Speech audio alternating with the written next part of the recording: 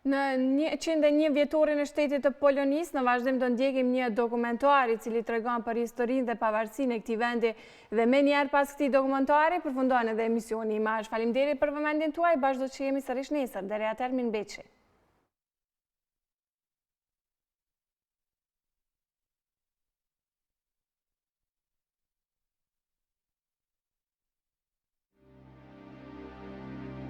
Roads to freedom.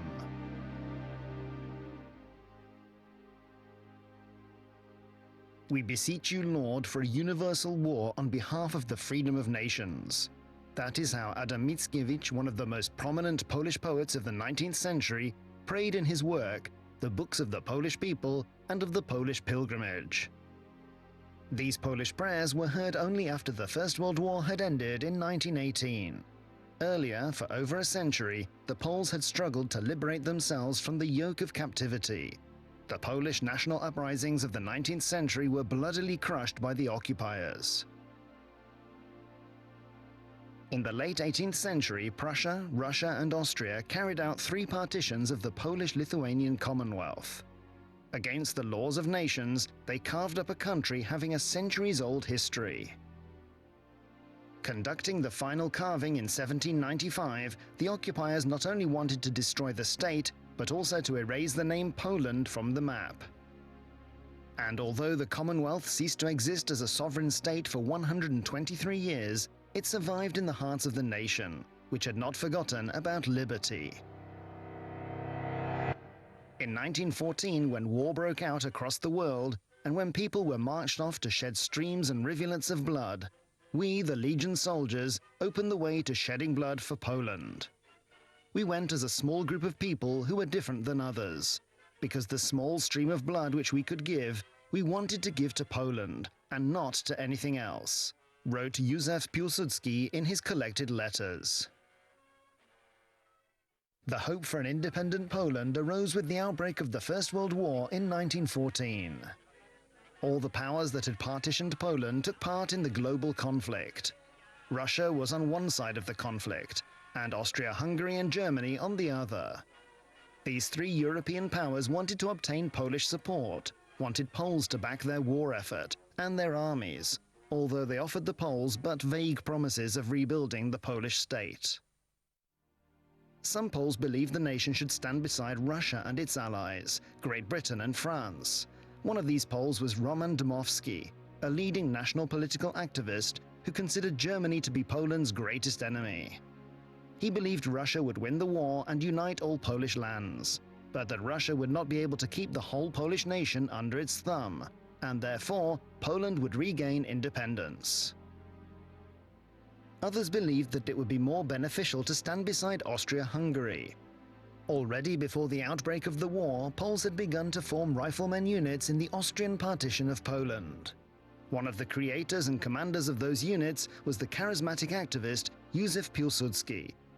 Because he fought the Russian Tsar, he was imprisoned and then found himself deported to Siberia. He devoted his entire life to fighting for Polish independence. Krakow's Oleandry district, that is where it all started. Soldiers, an immeasurable honor has fallen to you. You will be the first to go to the kingdom and cross the border of the Russian partition as the head column of the Polish army fighting for the liberation of our fatherland, said Józef Piłsudski before departure. Once war had broken out, Piłsudski, being the commandant of the United Riflemen's Association, ordered a mobilization. He believed that in the current international situation, a possible opportunity had arisen, whereby an uprising on the lands of the Russian partition could be triggered. On August 6, 1914, the 1st Riflemen's Unit left Krakow. This is how the epic of the Polish legions began, later on expanding to 3 brigades. The legionaries fought against the Russians on the side of the Central Powers. They fought a dozen battles during which they proved their bravery, devotion and determination, fighting on even when the Austrian-Hungarian units were retreating from the battlefield. Despite this, the Austrian authorities and their German allies tabled only general promises about Polish independence.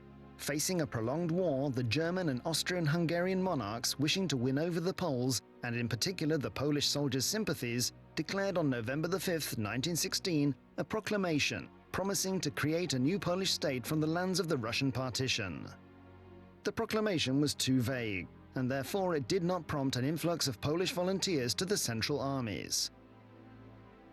However, it internationalized the Polish question, which earlier had been deemed an internal problem of the occupiers. The Polish legions became inconvenient for the Central Powers. Therefore, they demanded an oath from the legionaries to the comradeship in arms with Germany and Austria-Hungary. The soldiers of the 1st and 3rd Brigade refused to swear that oath. As a result, Józef Piłsudski was arrested and imprisoned in the German fortress in Magdeburg. Many other legionaries who did not agree to swear the oath were also interned. The 2nd Brigade, led by General Józef Haller, remained for longer alongside the Central Powers. But these soldiers also abandoned the Austrian-Hungarian and German side in protest against the policies of the occupiers. They broke through the front and began fighting alongside the Entente. After the 2nd Brigade was defeated, General Haller made it to France, where he took command of the Blue Army, a Polish unit so named because of the colors of the uniforms worn by its soldiers. The army was made up of volunteers from France, the United States, Canada, and Polish war prisoners from the Central Powers armies.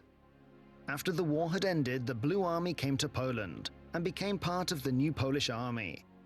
The Blue soldiers fought for Poland's borders in the east during the Polish-Bolshevik War.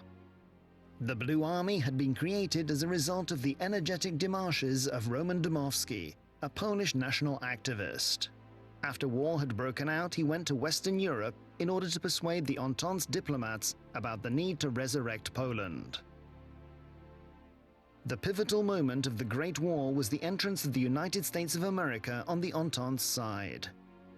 The American President Thomas Woodrow Wilson presented on January 8, 1918, a peace program, his well-known 14 points. One of the points said that an independent Polish state with access to the sea had to be created. Consideration of the Polish question in his speech was a result of the influence of the Pole Ignacy Paderewski on the president. This outstanding pianist, composer, and independence activist gave concerts in the United States and enjoyed extraordinary popularity. His fame and personal charm helped him win over world leaders and promote the Polish question. In what indicates his huge role in the process of rebuilding Poland, he represented Poland at the Versailles Peace Conference and was the second Prime Minister of the reborn Polish state.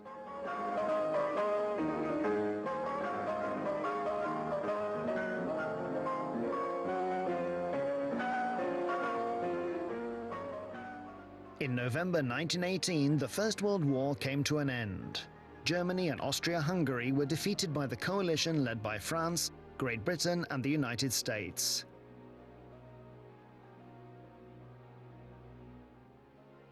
In Russia, weakened by the war, a revolution broke out that led to the Tsar's overthrow and caused the country to withdraw from the war.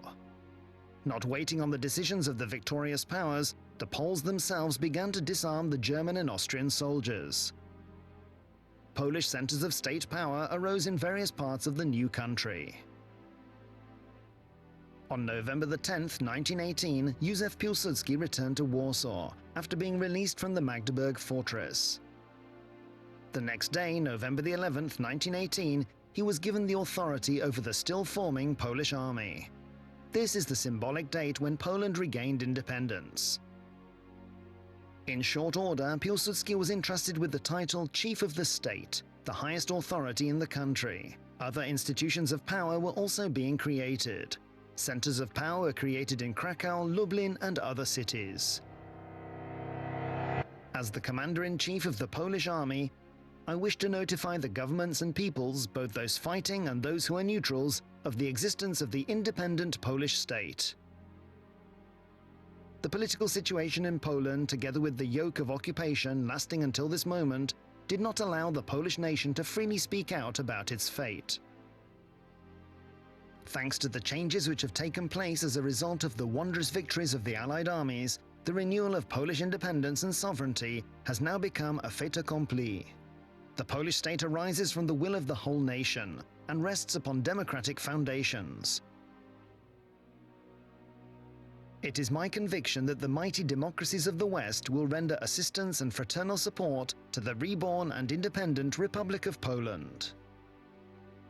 Józef Piłsudski announced to the world the revival of the free Poland. After years, he wrote, in 1918, in accordance with the Legionnaires' song, "Out of the blue, Poland whole and true." I keenly remember that time. Since then, I count my hardest and heaviest experiences. From that time, I began working for the Polish state, leading it. This wild chaos to which I fell after coming back from Magdeburg, the wild chaos of beliefs, statements, thoughts, the wild chaos of groupings, wild chaos, a puzzle impossible to put together. Those wild disparities were so big, so enormous, that I consider it a miracle of talent that I could lead this state down a certain path, for it seemed to be a sheer impossibility. World War I changed the political map of Europe. Centuries-old empires collapsed, including the three occupiers of Poland. And up from the rubble, national states arose. Poland's borders were established at peace conferences and by wars in which Poles fought against occupiers of their country. The peace treaty, which was signed by the victorious powers with Germany on June 28, 1919 at Versailles, granted most of the Prussian partition to Poland. Wielkopolska, Greater Poland, Pomorze Gdańskie, Gdańsk-Pomerania, however without Gdańsk itself. The treaty also demanded plebiscites in Warmia and Mazury, East Prussia, and Górny Śląsk, Upper Silesia. The Germans reluctantly gave up parts of their territory, but the approach of Polish society proved to be decisive, as it fought for the liberty of Greater Poland and much of Upper Silesia at gunpoint. The specific nature of Central Europe was that many lands were inhabited by mixed populations. This caused conflicts between the rising states. Poland had to fight with Czechoslovakia for Czechian Silesia, with Lithuania over Vilnius, and over Lviv with the Ukrainians.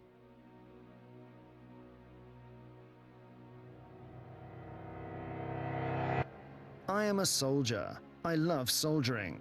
And I was the man whose fate let him not perish in the Great World War, when big, giant states imperiled millions of people, billions of money, all the pageantry of modern technology. Fortune smiled on me that I did not perish in that crowd in the name of Poland, and allowed me to raise the poor, tiny house of Polish soldiers, upon which I have placed and brandished the Polish flag. Wrote Marshal Piłsudski. Armed struggle also determined Poland's eastern border. Bolshevik Russia wanted to deprive the newly arising states of their liberty, and spread the revolution to Western Europe, in particular to Germany. Poland stood in the Bolsheviks' way. The Bolshevik armies pressing west sowed death and destruction. When they stood at the gates of Warsaw, it seemed that the collapse of the Polish Republic was only a matter of time. Although the diplomatic posts of foreign countries were evacuated from the Polish capital, Poles believed in victory. When heated battles were being fought around Warsaw, part of the Polish army, under Piłsudski's command, began a counter-offensive. The Polish attack was so fierce that the Bolshevik army was crushed and forced to retreat. The miracle of the Vistula, as the Battle of Warsaw is often called, saved Poland's existence and stopped the march of the Bolshevik Revolution to Western Europe. That is why even the people of the time considered this battle to be the 18th most pivotal battle in world history. Independent Poland was created from the lands of the three partitions. The new country was devastated by war and sundered economically, socially, and politically. It was multicultural and multinational, but free, and proud of having regained independence. The Fathers of Polish Independence: Józef Piłsudski, Roman Dmowski, Ignacy Jan Paderewski, Ignacy Daszyński, Wincenty Witos, Józef Haller, Wojciech Korfanty,